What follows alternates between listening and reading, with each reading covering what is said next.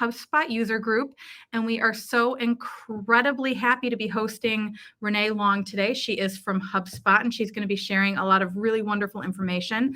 I am Angelique Dufine. I am the Lansing HubSpot user group leader, and I am proud to be alongside Renee as we make this presentation. If you have questions as we're going, please feel free to put them in chat. I'm going to be keeping my eye out on that for Renee while she is presenting, but if it's a great question, we'll make sure to ask it while we're going. So don't be shy, interact with us in the chat. Happy to have everyone here, and we're going to get started. Awesome. I love it. I love talking about HubSpot. I love talking about portal audits. And clearly I love talking about vacation because I think Beach House won our little poll here, followed by Mountain House. And I don't think anybody wanted to go to the desert, but I think it's just because we all just want to like sit, look at the water. I can totally relate. All right, my friends, let's get into it. Okay, get my slides going. All right, everybody can see my slides, right? I'm seeing them on the Bevy. All right, so if you see me looking over here, it's because the chat is right here. So if you ever see me looking over there, that's why. And so I'll try to keep my eyes on my slides, which are right in front of me. So today we're going to talk about portal audits as a revenue generating tool. And when I say portal audit, I just mean your HubSpot instance, right? Your actual, when you log into HubSpot, are you using the tools as effectively as you can in order to implement your larger business strategy, right? At the end of the day, we are all in business to make sales, to delight customers, to attract more people to make sales and delight those customers. And HubSpot is a tool that's going to help you get there. So it's really important that we make sure that we're auditing this tool regularly in order to get the most value out of it. All right, so a little bit about me. Why am I even qualified to talk about this stuff? I actually started at HubSpot about 2 years ago, February 2022, and I started as a support specialist. So you may have given me a call before. You may have talked to me on the phone or on chat. I actually really loved working in support because I love solving problems. It was basically like solving puzzles all day. It was super fun. Then I moved over into the partner world, which is actually where I met the lovely Angelique and her team. And so I was a channel consultant. I was helping consult with partners and coaching them on HubSpot and how to get the most out of their customers' HubSpot instance. And then just recently, February 1st, I moved over to the customer success team. I'm super stoked to be working directly with customers now.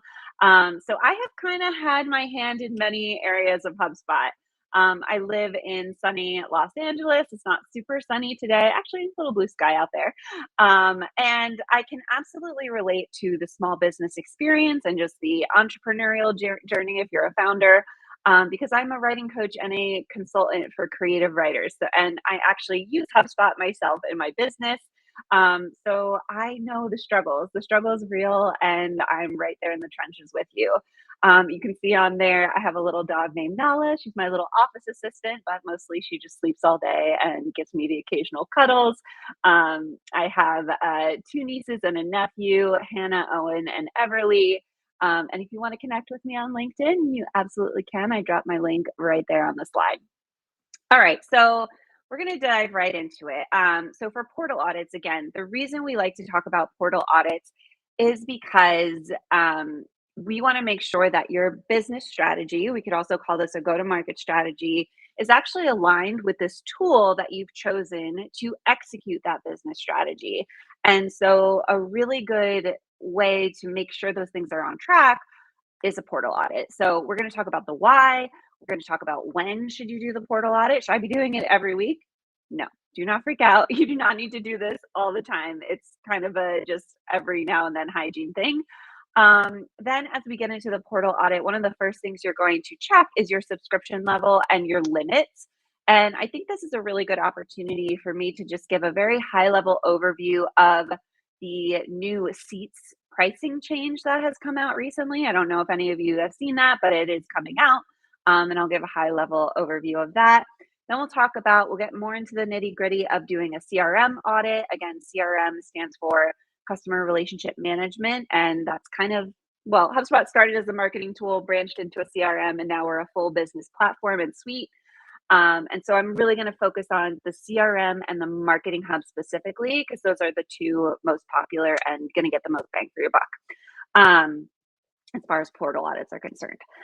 Then I will share a spreadsheet that will let you do as deep of a portal audit as you could possibly imagine, but you can also pull things out of there to kind of, choose your own adventure as far as what do you want to audit that is going to line up with your go-to-market business strategy. And Angelique is going to share these slides with everybody. So you'll see that I have Sales Hub and Service Hub at the end of these slides as well. We're not going to get to those today, but I'm going to share the slide deck so that you can review those on your own. Okay, yeah, Angelique said, for anybody just joining, if you have questions, go ahead and pop them in the chat. I'm checking the chat occasionally, and Angelique is going to interrupt me if she sees something super important. All right, let's dig into it. Okay, so the first question is why? Why should you care about doing a portal audit? Why are they important? Number one, if you do a portal audit on a regular basis, and we'll talk about what a regular basis is in a moment, but it is a systematized way to keep your business engine on track and gaining return on investment. HubSpot is an investment, and depending on your subscription level and depending on how you're using it, is it going to be an investment that doubles, triples, quadruples, 10x's your revenue, or is it going to be a liability that is slowly eating away at your bottom line? That's a huge reason to do portal audits, right? HubSpot is a fantastic tool to help you answer the question of, are you on track to reach your goals? Are you on track to reach your revenue goals, your lead generation goals, your conversion rate goals, your SEO goals, all of these lovely goals that typically businesses put into place in those, big kickoffs in February or December. Are you on track to reach those? Okay, excuse me one second. Okay, got a little bit of a runny nose today. All right, second reason why portal audits are so important. They are an excellent way for marketers, for sales managers, marketing managers, operations officers to show the value of your efforts to stakeholders in the C-suite, right? So if you're reporting to the CEO, if you are reporting to the advisory board, if you are reporting to investors, you want to show that all the work you've been doing, all the actions that relate to your higher level strategy are actually paying off. It's beautiful to be able to audit that in HubSpot and say, are we actually getting what we need out of this engine? And then finally, when you do a portal audit, you are going to identify weaknesses possibly in your strategy and identify weaknesses in your actions, right? So when I say strategy, I'm talking about like that high level, okay, this is this is our strategy for generating leads, just as an example. And then when I say like those actions, it's like, okay, we're going to use HubSpot social media tools to post on Facebook 3 times a week and also run ads to Facebook spending X amount of dollars. So there's the strategy, and then there's the, okay, well, how do we execute the strategy? All right, cool. How's everybody feeling? Give me like a thumbs up or a yay in the chat if this is all making sense, if you're picking up what I'm putting down. How's everybody doing so far? Everybody feeling good? Okay, Gina, I see some thumbs up. Awesome. Love it. Okay. Let's keep going. Yes, awesome. Hey, Jack. Oh, great. Love it, G. Love the shaka, G. Okay, cool. So after I've kind of gone through all of that, I'll just take a couple seconds. Tell me in the chat, why do you, as a HubSpot user, whatever your role may be, whether you're a marketer, an operations officer, a CEO, or maybe you're a marketing admin, why do you think portal audits might be important? Go ahead and tell me in the chat. I'll give you a Renee, couple I'm seconds. going to give you a personal anecdote. We've got Yes. plenty of clients who we get bloat within the portal. So they just keep adding new users. Yep. This person was with the company and now they left. And boy, howdy, do they have access to a bunch of stuff, and they've added a bunch of stuff. We have clients who just keep adding and adding. And if we don't go through and streamline it, they end up paying more money over time for what they're doing in their portal. Yes, 100%. So marketing contacts are a great example too. That's why the very first thing on our list is going to be your subscription limits, right? Because that marketing content bloat the struggle is real. Oh, okay. Angela said security, permission sets, and contact numbers, 100%. There's a lot of like legal stuff that obviously I won't get into, but a lot of legal reasons to make sure your data hygiene is really, really on point. You don't want to be housing contact records, security information, permission, anything for people that you don't need to be, right? There's many, many reasons why we don't want to do that. Um, Jackie said, audits allow us to find clutter, as Angelique is saying. Absolutely. A bloated CRM, a bloated marketing tool is just not your friend, right? Because we don't know, like, oh gosh, is this lead magnet out of date? Is this workflow even relevant anymore? Or is it just like, you know, how many times I've gotten on either with a partner, or a customer where they're like, I don't know if this workflow is important, but it's doing this and it's messing everything up. And so we have to like backtrack and see like who made this, why did they make it, what strategy was it tied to, and if you're doing an audit on a regular basis, it's just really good hygiene to prevent that. So love all of those answers. All right, so when to do a portal audit? Personally, I recommend 2 to 4 times a year. You can certainly, if you're feeling like, hey Renee, we're way too busy for that, 1 time a year is perfectly rational, as long as you're planning those. Again, it's great to do the audit, but then how are you actually cleaning things up? How are you going to um, fill the gaps and remove the excess that you found in the audit? Okay, so when? 2 to 4 times a year, or ad hoc based on these criteria. When you're dissatisfied with the results of your marketing, sales, and or your service efforts. When the business or a stakeholder wants to implement a new strategy or system, or when they want like to understand, to evaluate the value of HubSpot, that's a really great time to do it as well. Or when your go to market business strategy is not aligned with your tech stack, when you're like, hey, we have this whole big social, organic social, and paid ad social lead generation strategy, but we're not doing any of that in HubSpot, and we have Marketing Hub Enterprise. What are we doing? Right? Or it's not getting you the ROI that you would expect, right? So anytime that you feel like the strategy is not lining up with the actions you're taking to get to that strategy, great time to do a portal audit. Um, cool. Any other, what do you all think? When are other opportune times to do a portal audit, or did I get them all? Let me know in the chat. I'll give you all a couple seconds to type.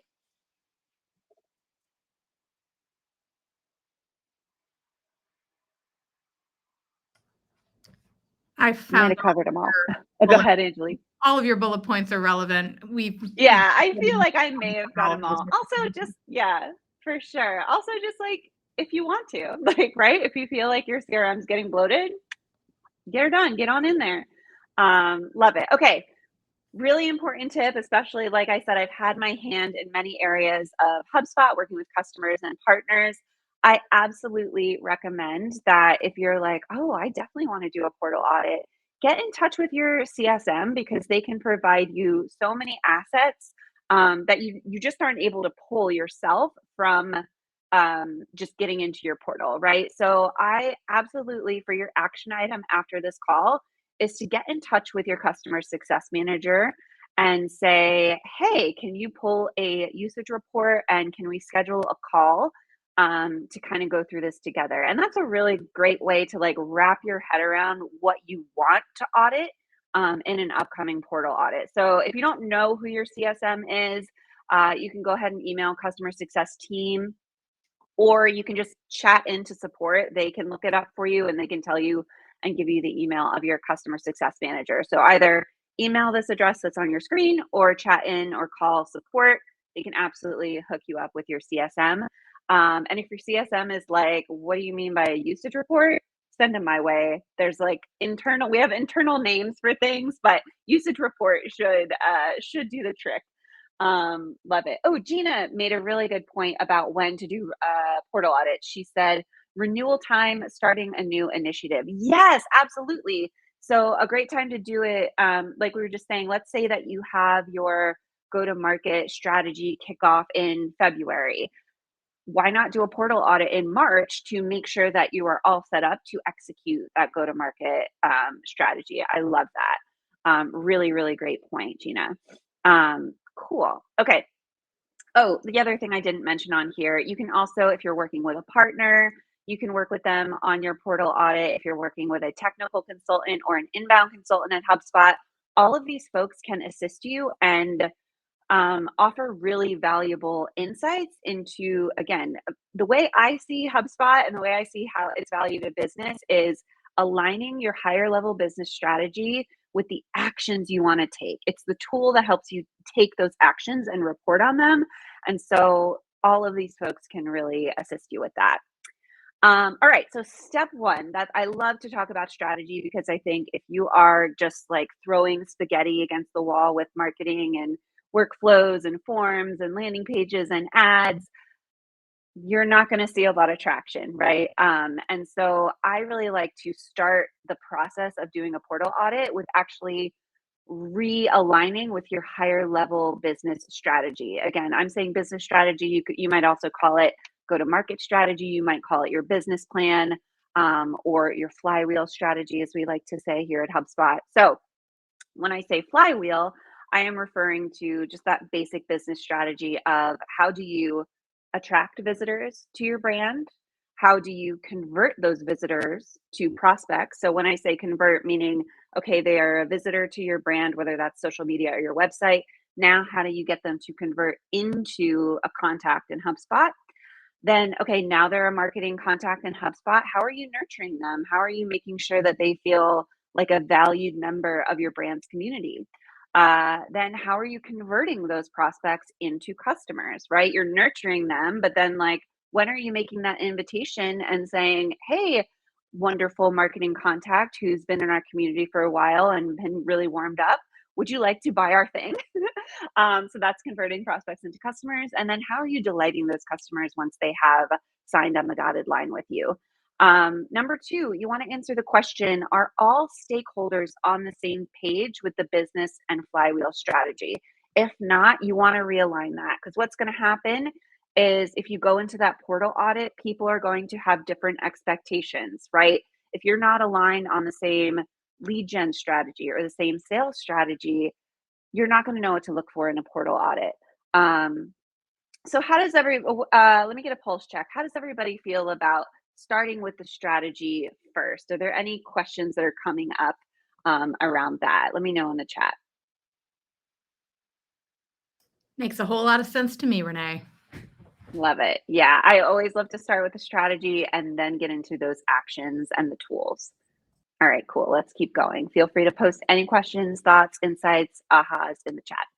All right, the next thing you want to do is you actually want to decide the depth and breadth of your portal audit, right? Number one, what are your specific KPIs for marketing, sales, and service? How many leads are you wanting to generate? From those leads, how many sales are you planning to make? From those sales, what are your KPIs for customer service? What's your ticket SLA? Things like that. What are your goals for doing the audit? Again, when we go back to the why, are we doing this audit just as a regular, piece of our go-to-market strategy kickoff? Or are we doing this because, we got a new board member and they want to really make sure that we're making the most out of this tool that we're using and our go-to-market strategy? Um, the next thing we want to ask is who are the main HubSpot users, right? It's fabulous for let's say a chief marketing officer or an operations officer to dig into the portal and do an audit. But if they're not actually bringing in the HubSpot admins or the HubSpot users who are in the tool day to day, they're probably going to miss some things along the way. What questions are you trying to answer with the audit, right? What curiosities have come up? And then finally, and probably the most important question you should ask before diving into a portal audit is what does success look like once you're done? And when I say what does success look like, I mean specifically, as in success doesn't look like we're making the most out of HubSpot or HubSpot is generating us an ROI. What does that mean, right? We want to get specific. If you don't know about SMART goals, Google SMART goals after this call because they are a game changer. So when I say what does success look like specifically, it means, our lead generation strategy with paid ads is specifically loaded into HubSpot, and we are going to spend X amount of dollars, and we want to see X conversion rate from visitor to customer, or from, lead to customer from our paid ads, right? That's a specific KPI for what does success look like. All right, let's dive right in. So now we talked about the why, the what you need to do beforehand, all that prep work. Let's actually get into what does a portal audit look like.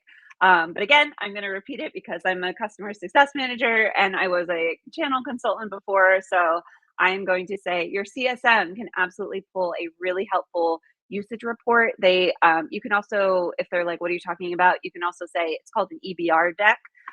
They can pull that internally and then book a call with you to go over that deck. It's really, really great. So definitely book a call with your CSM. That email is in the slides that you are going to get if you're like, I don't know who my CSM is.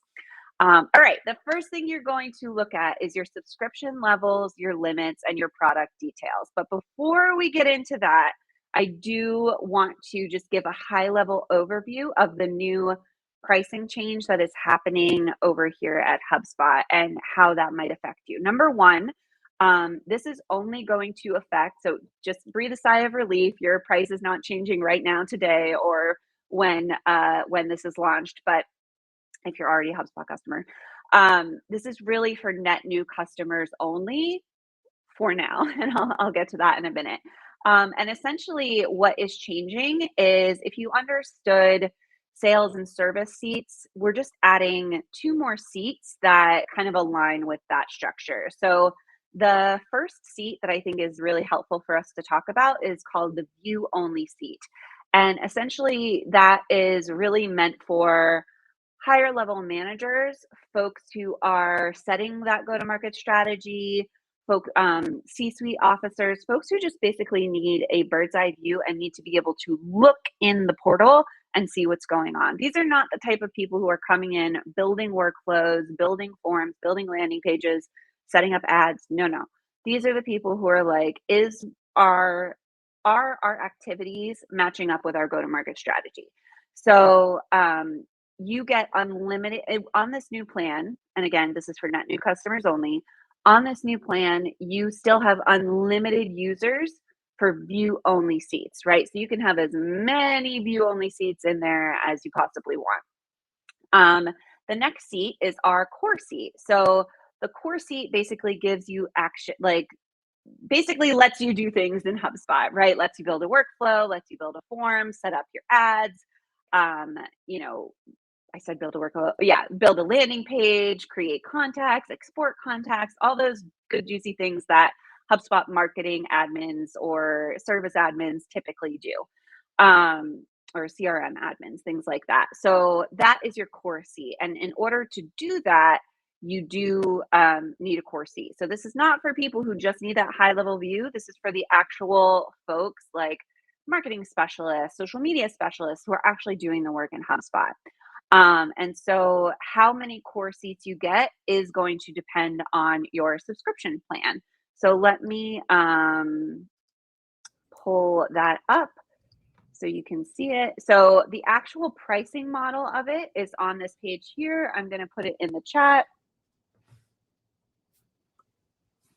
And so you can actually see like how many seats do we get? What's the pricing of that, and things like that. All right, let me go back to my slides. And then finally, sales and service hub seats are not, if you understood how those worked before, there's not a whole lot changing there. The big 2 changes are that if you actually want to do things in HubSpot, like build a workflow, set up your ads, export, import contacts, create an integration, you need a core seat. If you're just that type of person that wants to go in and look at contacts, look at reports, look at all the things that are happening in HubSpot, view only seat is for you. Sales and service seats are mostly staying the same. And I think, Angelique, did you have a question? I've got a question for you, Renee. Yeah, go for it. If I'm working with a partner and they're doing the things in my portal, are they going to take up one of my core seats? They will absolutely not. So you don't have to worry about, accounting for your partner in this pricing model, they automatically get, basically, if you have Sales Hub or Service Hub, they automatically get the highest level seat because they are marked as a partner admin in their partner portal. If there's ever a situation where you're like, oh, it looks like this user in my portal is a partner, but they're taking up a seat, you want to get in touch with you want to get in touch with your partner and have the partner get in touch with their PDM, their partner development manager, or you can kind of just go right to the source and contact support and say like, hey, my partner's not supposed to be taking up this seat. Can you help sort things out? And they'll get the ball rolling. So yeah, that definitely shouldn't be happening. But if it does, definitely raise a hand, let HubSpot know so they can fix it. Cool. Yeah, that's a great question, Angie. Love it. Okay. Let's see. There's one, I think I did want to do one other. So like I said, this is the pricing model. There's also the press release I'll go ahead and put in the chat about seats. And if you're like, okay, you said I might be affected as a new customer, this is what you want to read here. HubSpot intends to share additional details on migration timelines directly with existing customers in March 2024, so very, very soon. Pricing will remain the same at the time of migration, but customers may see a migration-related price increase of approximately 5% or less at the time of subscription renewal. So if you have any questions about this, the person you want to go to is your customer success manager or your partner who can, if they don't know the answer to the question, they can work with their PDM to get you those answers. So that's what I've got for you all on seats. Does anybody have any questions on seats?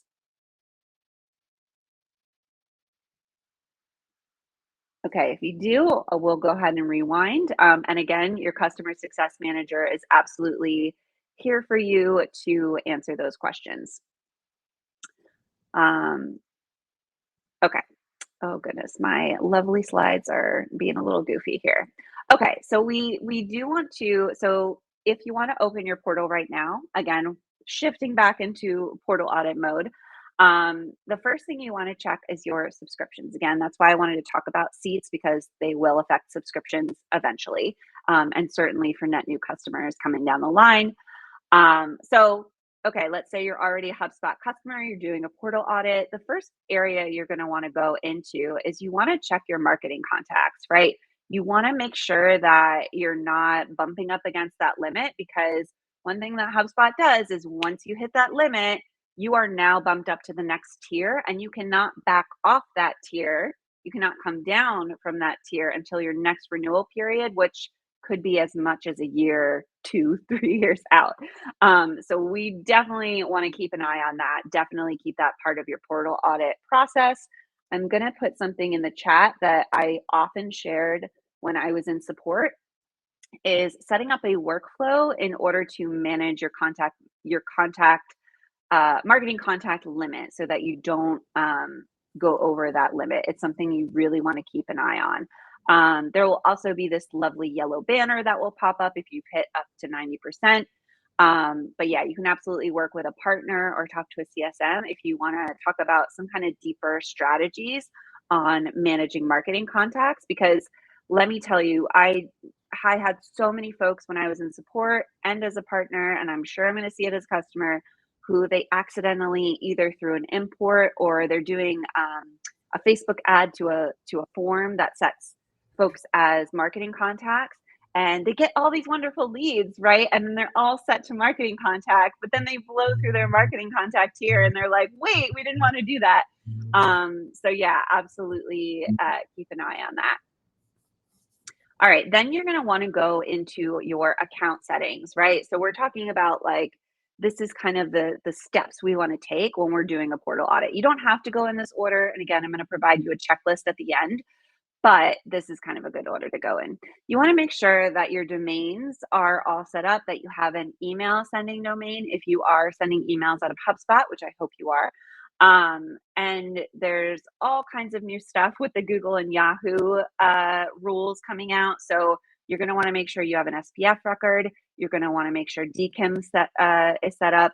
That probably sounds super duper technical. I promise you it's not that intense. And your partner, if you're working with a partner, you can absolutely tag them in and be like, hey, can you help me with this?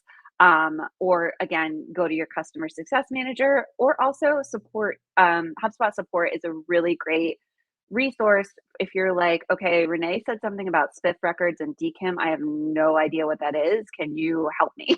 They're absolutely there to help you with that. Check on your integration. So do you have your Google Search Console set up there? Are you, let's say you're a business that heavily relies on Zoom info for getting leads. Is your Zoom info connected to HubSpot?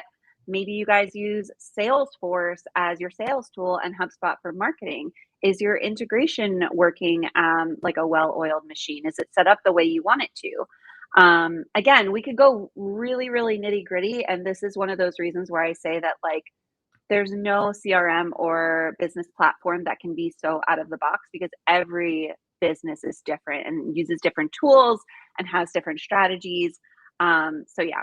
So then you're going to want to check your social accounts. Again, something that I saw a lot in customer support is just like Facebook ran, and this is on the Facebook side. If it was on the HubSpot side, I'd own up to it. But on the Facebook side, they will often randomly disconnect from your social media tools. So you do want to go in there and check that regularly to make sure that your Facebook, your LinkedIn, your X, and your other accounts are effectively hooked up, both your paid and your organic accounts. You want to check on your permission sets. Make sure you don't have every single user in your portal marked as a super admin. I have seen that happen, and it can cause issues for sure. You want to make sure that like there are people who are marked as super admins, so that you don't just have one super admin and then they leave and then you're locked out of your portal, right? You want to keep tabs on that. Make sure your sales and service seats, and for future reference, your core seats are effectively assigned, and that you don't have a sales seat assigned to somebody who's not doing sales activities. And you can also see if you want to work on setting up some teams. Again, these are all things that if you're like, what are teams? Give our support line a call. Check out our knowledge bases. There's lots of good stuff, lots of good resources out there. Renee, before we move on, Angela Yeah. actually put a comment in the chat about the marketing contact subscription levels, how it's concerning because they have a long sales cycle. So in a scenario like that, where it might take 2+ years and they need to nurture them through the system, is there a different schedule for these audits that you would recommend? Is it more frequent? That's a really great question. I think like I said, I would still recommend at minimum doing a portal audit once a year.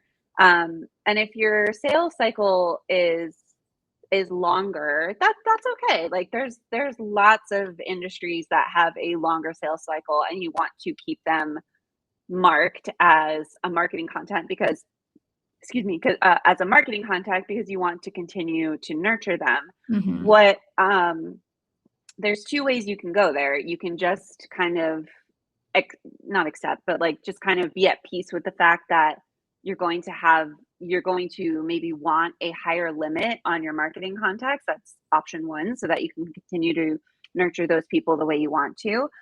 The other option I would recommend is getting really targeted on your lead scoring and really focusing in on those contacts that you're bringing in and really getting serious about qualifying them. And then once they're unqualified, put them through a workflow that untags them as a marketing contact. So that can kind of keep your subscription level down as far as the volume of marketing contacts. It's just implementing a much more targeted approach to lead scoring. Let me know how that feels for you, Angela. And again, that's something a partner can work with you on, and or your CSM or an inbound consultant for sure. So yeah, let me know how that lands with you, Angela, in the chat, and we'll keep going.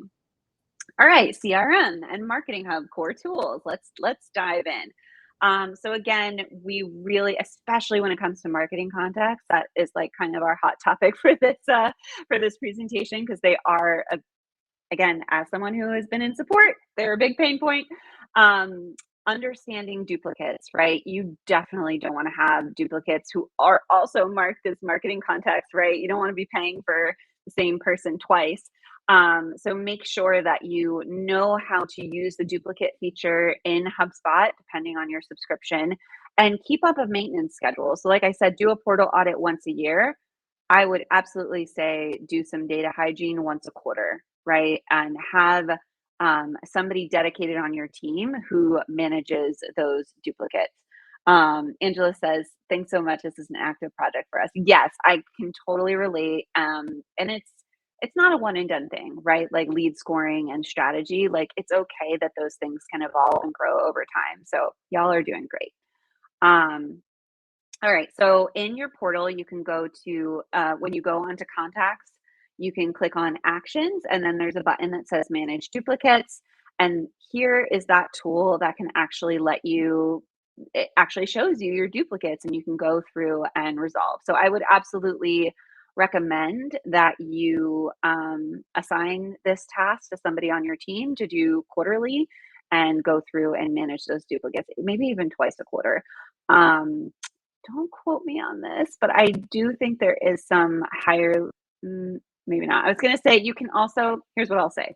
You can also look into Operations Hub for higher level features on data hygiene, right? That's really kind of one of Operations Hub's high level value adds, is the idea that it's kind of designed to help you keep a cleaner database. I don't want to go too into the weeds there because I will admit I am much more able to speak on Marketing Hub than Ops Hub, but that is part of it. Um, all right, so you're looking at your data hygiene. The next thing you're going to want to do is review your objects and associations. You want to ask, are you using custom objects? If you are, how are you using them, and is it an effective strategy? Are you hitting roadblocks with that?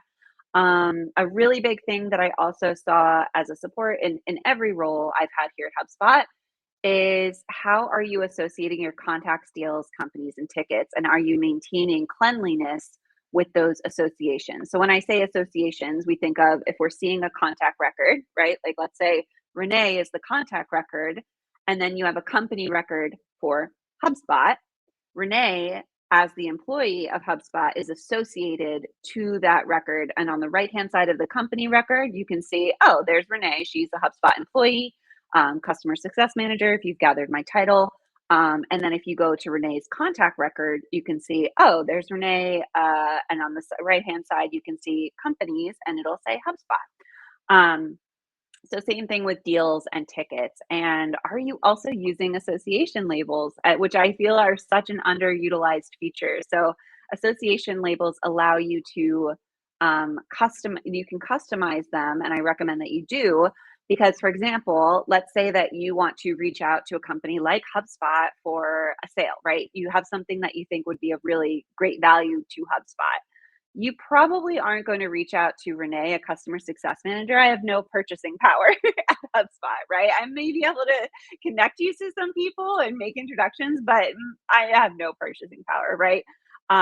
So you might, as you were doing your networking, as you're building that database, you may want to mark somebody as decision maker, right? Or not a decision maker. So in my case, you would mark me as, maybe you have two labels: customer success manager and not a decision maker. So something definitely to play with there. The next thing I absolutely recommend, and this is probably going to be the heart of your portal audit, is to review your properties. I would start with the HubSpot default properties and see if you are utilizing them to the best of your ability. And again, I don't want you to feel overwhelmed here. You can pick and choose the things that feel the most important. And so I'm going to pop a link in the chat. And this is the knowledge base that has a full list of all the HubSpot default properties. Before you even dig into your own portal, look at all those properties and maybe highlight the ones that you're like, we should be using this, or we are using this. And in our audit, we're going to see, are we using it the way it's supposed to or not?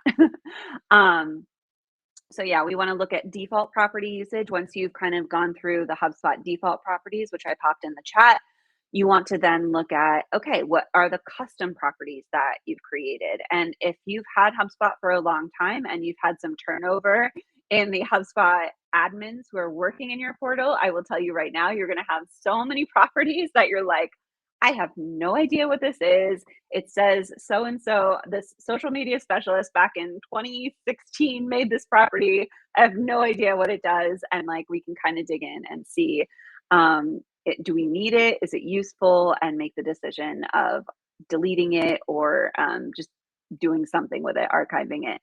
You want to also look at your naming conventions, right? I think this is getting a little, I don't want to say nitpicky, but it does help if you clean up your naming conventions, both with your properties, but also in your lists and in your workflows, right? I would decide upon a standard naming convention so that it's just much cleaner and easier when you go into the lists tool and when you go into the workflows tool to actually find what you're looking for. And as Angelique was saying before, so many HubSpot customers suffer from list and workflow and form and property bloat. Those are really the areas that like get bloated. Landing pages can get bloated too. You want to just go through those and see, okay, which ones are turned on, which ones are actually making an effect. And again, it doesn't have to be like all in one day. You can do it over time and really kind of dig into those. Those are kind of like core features we want to look at: workflows, lists, forms, landing pages, things like that. Then obviously you're going to want to look at your reports. You're going to want to see, are there any outdated reports that were just like some random user just drew up? Are they using it? Again, are we using a specific naming convention so we can organize these reports in a useful way? Are we utilizing dashboards in order to, stay on top of these reports? All right. I know we're coming up on time, so I want to pause here. Are there any questions or anything top of mind that you want me to address before I dig into this? Kind of my favorite part of this presentation. So let me know. What are y'all thinking? Any questions coming up?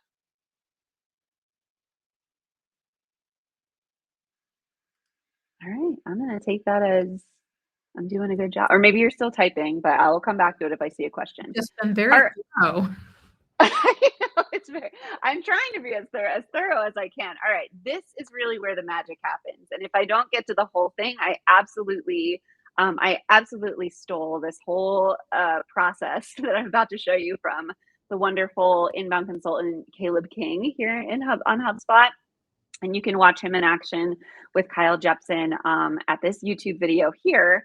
But I'm going to show you basically what he shows you in that YouTube video. And honestly, it's a huge game changer. So if you really want to, and again, this goes back to data hygiene and also, is your go-to-market strategy lining up with the marketing and sales actions that you're taking in your portal? And the technique he showed us was this idea of using a single object report to kind of break down how your contacts, companies, and deals are behaving in the portal. So I'm going to show you just real quick. I'm going to go to my demo portal here. All right. Oh, they changed the navigation. So now I'm so confused, but we'll get it. We'll get used to it. All right. So to make a single object report, I'm going to show you, actually first, no, I don't want to do that. Let's just open this one first, and then I will show you how I made it. So this is just a single object context-based report, right? And the key properties that we're going to zero in on are contact owner, original source, also original source drill down one if you want to. I don't have that data in my demo report, so I won't, or my demo portal, so I won't show you that.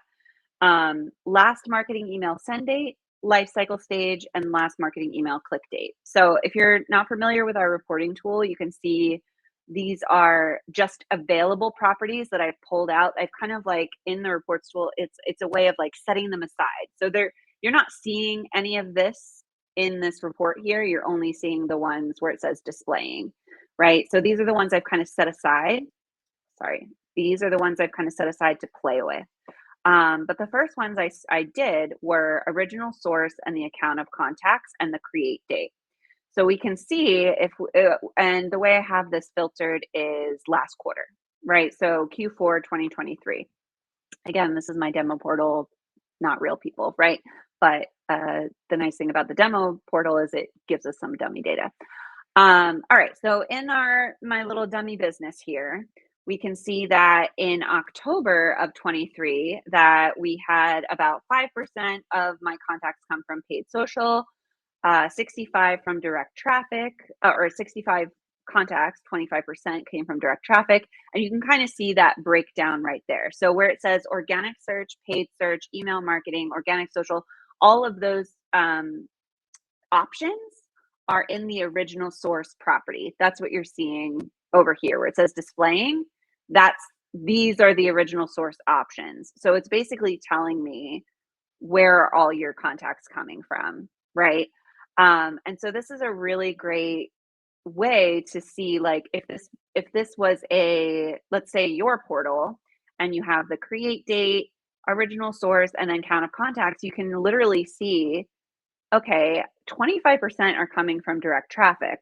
What is that telling me? That maybe is telling me that, like, we're not, I'm trying to think of a way to say this. It tells you different things, right? Or if you expected that you would get more contacts from paid social, maybe because you ran a campaign in October and it's only showing 5%, then that's going to give you some insight on the effectiveness of your paid campaign.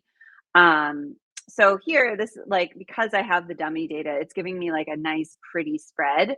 But if you were just to go into any random customer's portal, you might see like 50% is from offline sources, which probably means that folks are importing contacts and not giving any insight into where they came from. Did they come from a trade show? Did they come from, that's where, where did they come from, right? So this is a really great style of report in order to, and you're welcome to take a screenshot of this. And if you want help building it yourself, you can give our support line a call or chat in with them. I would recommend starting the report first, just so that they don't feel like you're leaning on them to build a report for you. But screenshot this, give it a try in your own report builder, and if you get stuck, give our support a call. Does this make sense for everybody, of like how this would be valuable to see the original source against the create date broken down by count of contacts? Give me a yes in the chat, or if you have questions, post a question. I love this kind of data. It's so helpful. This stuff, yes, same, Angie. Like, I get so excited. Adina says yes. Kylie says yes. Love it. Okay. Since we're at almost 150 here, or at 50 after the hour, I highly recommend you go watch Caleb's Hug Talk, because he goes in a little bit deeper and he talks about using last marketing email send date and last marketing email click date to kind of see, like, we talked about, I think it was, who was it? Angela, who mentioned lead nurturing and marketing contacts. His discussion there about using the last marketing email send date and last marketing email click date really speaks to that, of like, are you nurturing the right people at the right time, right? So definitely go watch that after this call. All right. Are there any questions so far? Otherwise, I will keep going with the reports tool, because I think it's probably your best tool for portal audits. Where do you find that talk? Here, I'll put it in the chat. Angela, we'll also be sending the whole presentation, so it'll have all the Yeah. and data. Yeah, for sure.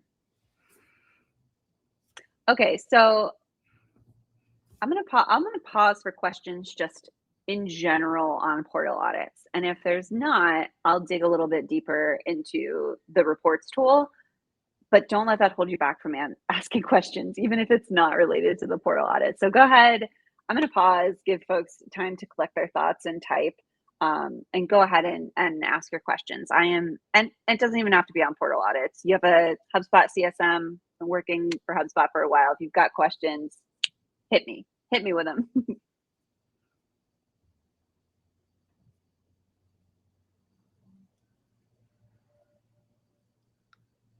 So I think one of the best things about HubSpot is you do offer so many resources for if there are questions or concerns or you're running into a roadblock.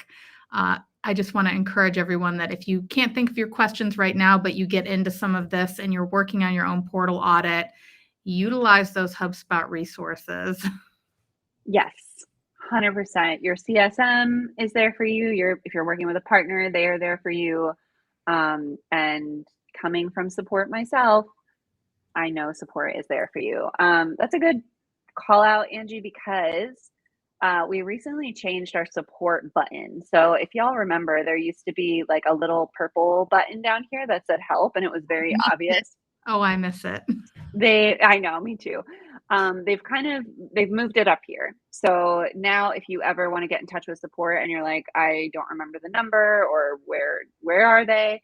It's up here. And you can actually just go straight to your support inbox. I don't know if you can, I guess you can't open a ticket from here, but just type in open a support ticket. Let's see. And then the contact, chat to the team, or you can do the call back. And then the number is down here as well.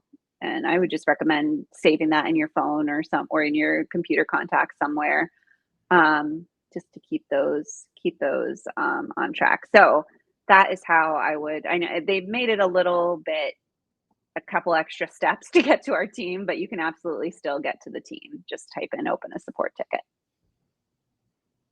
All right, so I'm actually going to show you guys, and again, throw those questions in the chat. I'm absolutely happy to answer anything that's on your mind. But I did want to show you, let me go to my example report number 2. Oh, and here it is. Okay. So this one's really fun. So like we said, the last one was talking about original source, but let's say that you are more concerned about your sales reps or folks who are actually assigned to your contacts. So let me see. I don't know why it's not. Let's do all time. Okay, now I've got some. So you can see that if I were auditing my demo portal as a real business, I'd be like, you're not using contact owners, right? But probably if you go into your own portal and you set up a report like this where we bring up, and let's just build it together so that you know how to build it. We're going to go over to reports. This might be different. This is a new navigation, so it might be different for your navigation. We're going to click on create report. And then we're going to go to single object. Obviously, there's tons you can do with a custom object report or custom report builder, but we're just going to go with a basic contacts. You can do the same thing with your deals too and companies that I'm going to do right now, especially if you want more insights on like your sales team and how they are working deals. You can go to deals, but let's just play with contacts for now. And let's find contact owner, life cycle stage. Yeah, let's leave that in there. Okay, and so remember how I said when it said available properties to display, this is kind of like HubSpot setting aside your game pieces, right? The things you want to play with.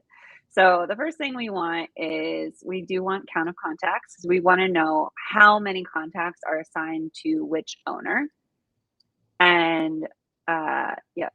So, okay. And I don't like this visualization as much for this report. I like the column because it shows me more. It's just a better way of visualizing volume in my brain.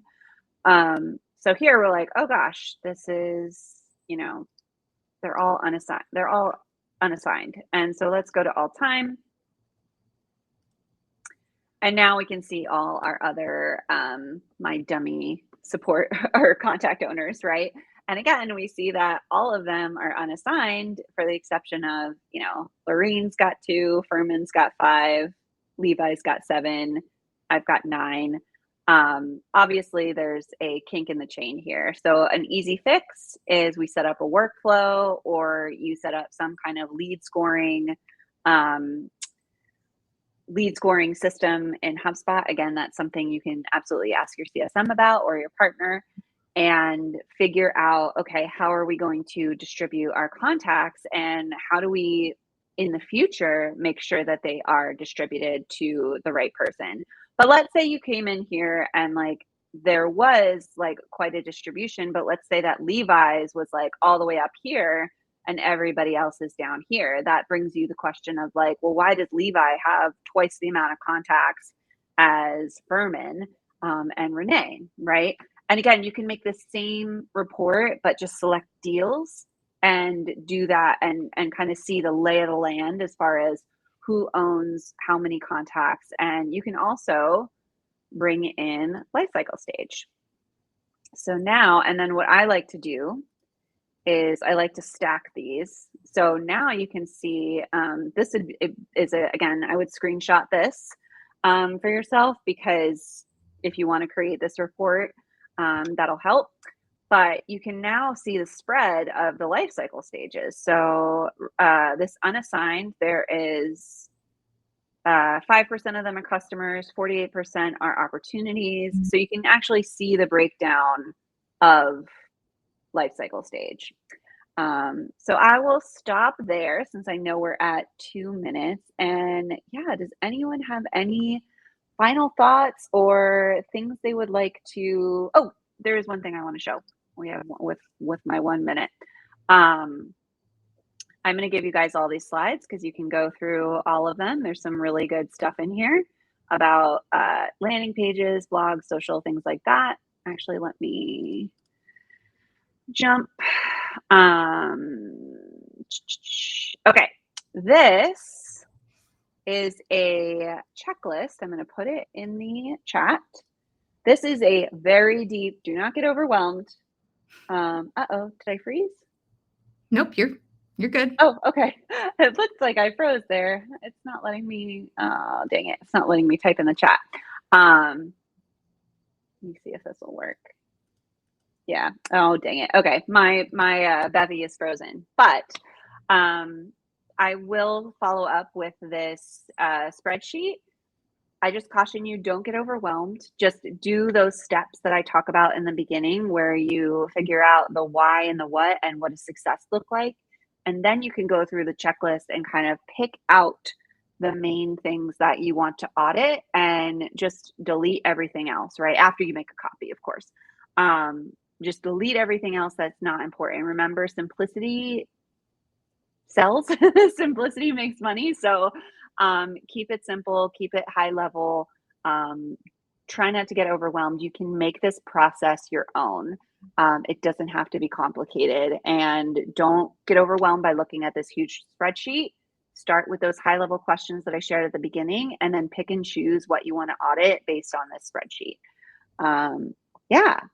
How are we doing, Angelique? Anything popping up in the chat? No, I think we're good. Thank you so much for the thorough review. And I know it gets even more thorough than this, and we'll make sure to share it with everyone so that they can take a more in-depth look on their own time. Thank you, everyone, for joining us today. Thank you, Renee, for being a wonderful presenter and joining us from HubSpot. Yay.